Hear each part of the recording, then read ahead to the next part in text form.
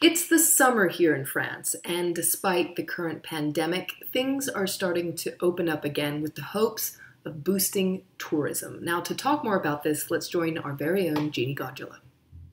Hi, Jeannie. Now, things are moving towards a sense of normalcy here in France, but there still are a lot of restrictions in place. That's right. Let's start with the most famous landmark here in France, the Eiffel Tower. It is now finally open from top to bottom. That's after the very top third floor opened on July 15th.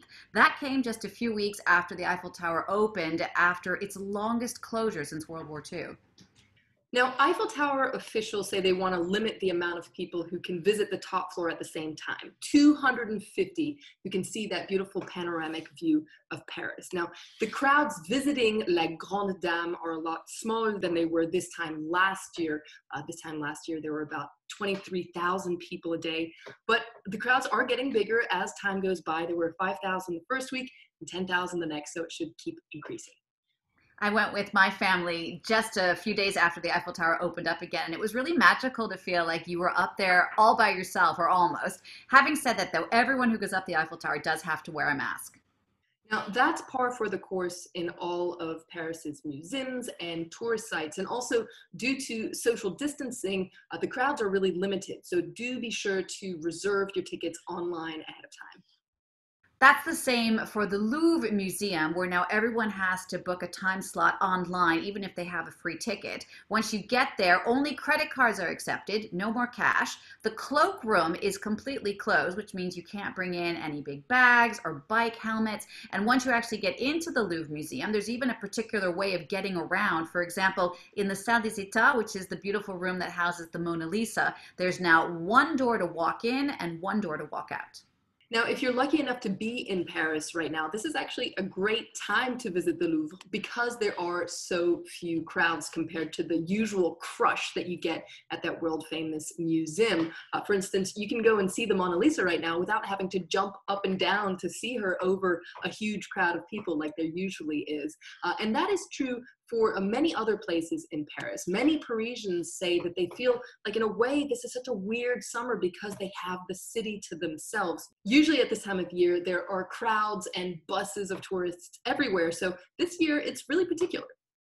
That may be comfortable for tourists, but it's not so great for the tourism sector. Take, for example, that tourist attraction, Disneyland Paris. It is the biggest theme park and resort in all of Europe. It has been closed for 4 months, but finally is now opening, but slowly in a phased reopening. The park has put in place enhanced safety measures. For instance, everyone 11 years old and up has to wear a mask. The rides are disinfected and cleaned regularly. There's social distancing, including with Mickey Mouse and Minnie Mouse. Now, usually at this time of year, there are about 80,000 visitors a year, about half of them from abroad. These days, there are about 7,000 a day, including a lot of die-hard fans. C'était obligatoire. Ah oui, c'était obligatoire. Parce qu'on adore Disney. Qu'on a su la réouverture et qu'on a pu réserver les places, on était dès la première heure sur le site internet pour pouvoir réserver. D'habitude, il y a beaucoup plus de monde. Et là, on va dire que c'est une petite réouverture. Et ça vous fait craindre pour la suite? Pas du tout, pas du tout. Je pense que ça va redémarrer tout doucement. The French tourism sector is really suffering from the lack of foreign tourists, mostly from outside Europe, Asia, North America, but also Russia. Now, in some areas, French tourists are actually replacing them as they've been unable to go abroad themselves this summer. Now, that's really true across France, from the beautiful coastal town of Étretat in Normandy to the lavender fields in Provence. There's a rush of French tourists eager to visit all the beautiful things that France has to offer. But what's interesting is that French tourists tend to not spend as much as foreign tourists do. And so it's not clear whether or not they're going to be able to make up for the lost revenue due to the lockdown. C'est encore compliqué, il n'y a pas beaucoup d'étrangers. Et voilà, surtout, on a quand même pas mal perdu pendant le confinement. Donc on ne sait pas si ça rattrapera. On a beaucoup de monde en ce moment, mais est-ce que le monde va rattraper la perte? Je ne suis pas sûre. Catastrophe, hein. Les étrangers ne sont pas là, donc les Français, il faut les conseiller, aller les voir, les bonjour, essayer de discuter avec. Bonjour, pour essayer de vendre un produit, les chapeaux de soleil, les trucs. Given the lack of foreign tourists, some institutions decided not to open at all when the lockdown ended here. Now that's the case of some big luxury hotels, what are known here as les palaces, the palaces.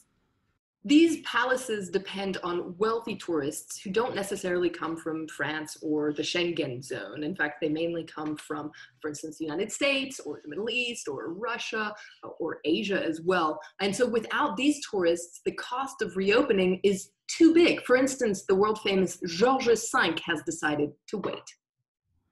On est sur une très grosse majorité de clients qui viennent de l'international et qui viennent de zones qui sont hors Union européenne.